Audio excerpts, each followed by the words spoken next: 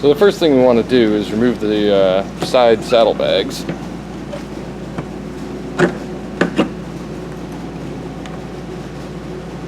We do that by twisting these.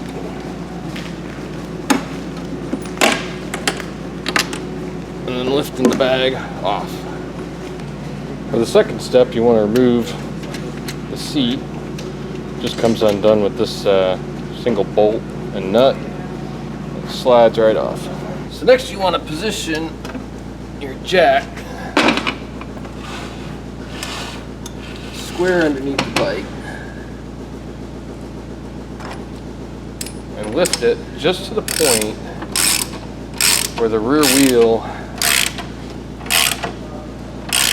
can just sort of spin with your fingers.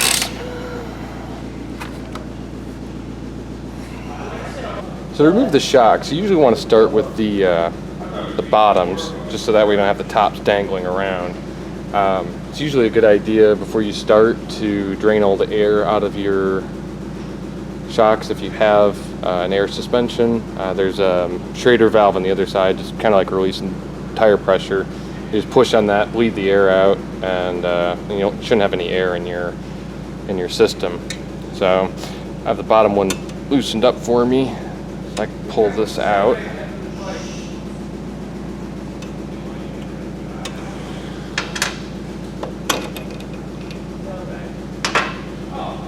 And then we'll take the top one off.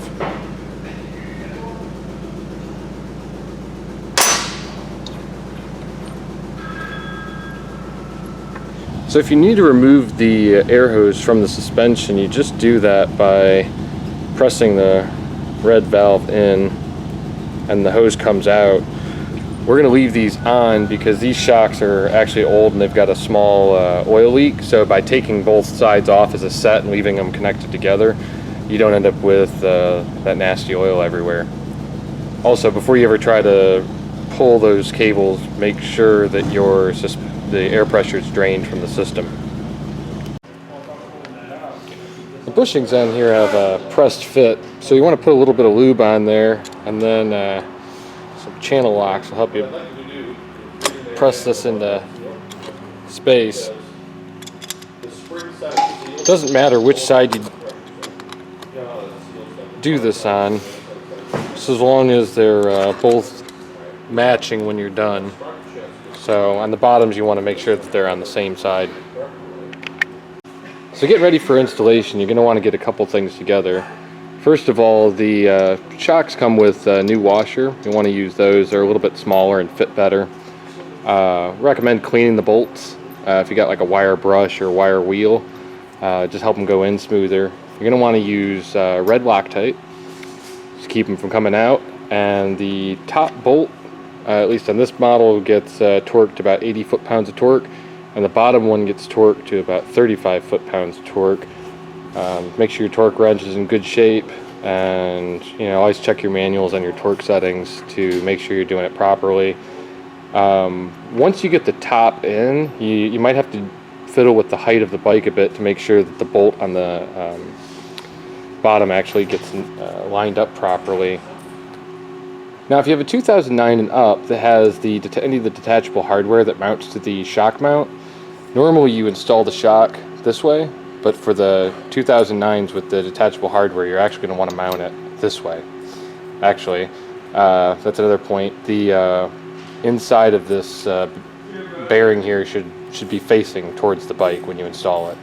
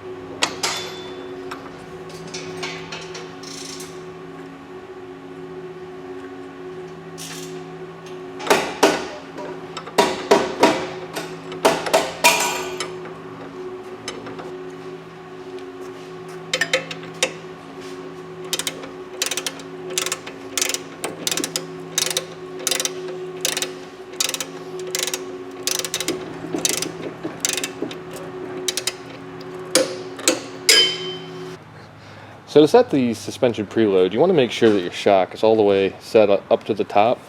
And then it's useful on both sides to put a piece of tape on there so that you can count the number of times that you turn it. What you want to do is take a tape measure and measure between the center points of the two bolts. So right now, this shock with nobody sitting on it is 11¼ inches. If I sit on this bike and it drops by 1/4 inch, then what we want to do is preload these to, so it's 1/4 inch on both sides, and then count the number of turns. Do the same thing on the other side.